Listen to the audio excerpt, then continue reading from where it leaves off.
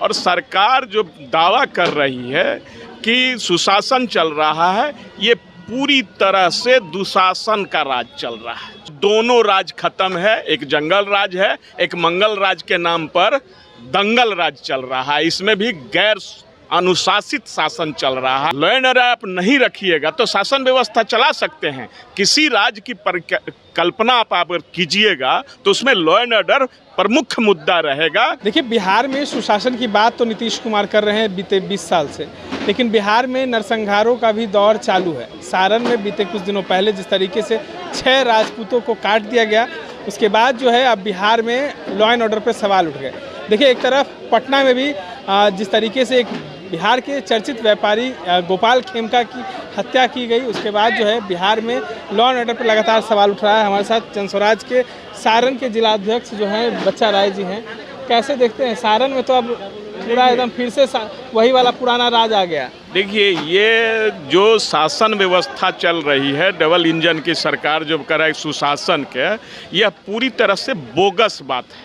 पूरे सारण जिला में जो घटना इससे पहले भी दोहरा हत्याकांड हुआ, शहर के बीचों बीच कई हत्याएं हुई। ये बड़ा घटना है, ये हत्या नहीं है, ये तो क्रूरता है। और सरकार जो दावा कर रही है कि सुशासन चल रहा है, ये पूरी तरह से दुशासन का राज चल रहा है। सुशासन नहीं है, दुशासन का राज है।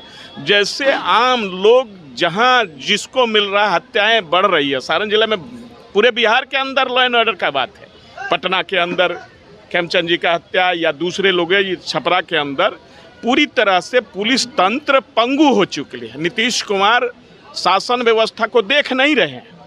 अफसर उनके मालिक हैं और नीतीश कुमार को जो समझाते हैं, जो करते हैं, वही कर पाते हैं। लॉ एंड ऑर्डर इसलिए खराब है कि पूरे बिहार की पुलिस एक ही काम में लगी हुई है। उसका एक ही काम है शराब के धंधे में पैसा उगाही करना। तेजस्वी का राज बढ़िया या नीतीश का?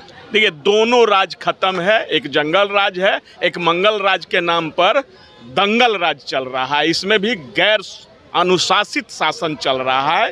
दोनों शासन व्यवस्था पूरी तरह से एकदम समाज के लिए हित में नहीं है। इसलिए जनस्वराज यह डिमांड करता है कि पुलिसिया तंत्र को बेहतर व्यवस्था किया जाए और शासन व्यवस्था को सुदृढ़ किया जाए, जिससे आम नागरिक, आम जनता अपने आप को सुरक्षित सारण से आते हैं तो किस लिए ये दंगा इतना बड़ा भड़का?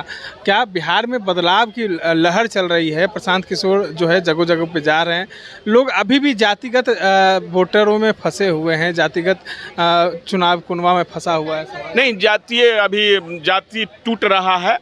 सारे जातियों के लोग, सभी धर्म के लोग जनस्वराज से उम्मीद लगाए बैठे हुए हैं। निश्चित रूप से जनस्वराज का प्रभाव बढ़ रहा है और उसका ये नतीजा हो रहा है कि जो शासन व्यवस्था के दल हैं, उनके क्रिमिनल आज सड़कों पर इस तरह के घटनाएं कर रहे हैं। आप लोग तो बात करते हैं ना, लॉ एंड ऑर्डर पे कभी बात आपके प्रशांत किशोर नहीं किए। उन्होंने शिक्षा की बात की, रोजगार की बात की, पलायन की बात की। लॉ एंड ऑर्डर पे बात कर रहे हैं। लॉ एंड ऑर्डर पर हम भी बात करते हैं।